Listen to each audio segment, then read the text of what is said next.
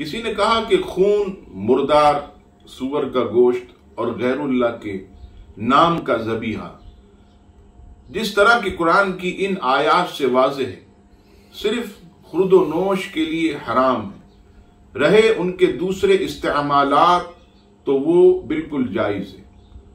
یاد رکھیے گا کہ خنزیر نجس العین ہے، لہذا اس کی کھال اور دوسرے اجزاء کا استعمال اور تجارت یہ حرام ہے۔ خنزیر کا گوشت، پوست اور ناخن وغیرہ بھی یعنی تمام اجزاء یہ بھی نجس اور حرام ہے، انہیں بھی کسی بھی کام میں لانے کی اجازت نہیں، کسی بھی کام میں لانا اسے جائز نہیں۔ جس طرح خنزیر حرام ہے، اس کی خال یہ بھی ناپاک، اس کے تمام اجزاء یہ بھی ناپاک، اور اس کی تجارت بھی جو ہے وہ شرعاً حرام ہے۔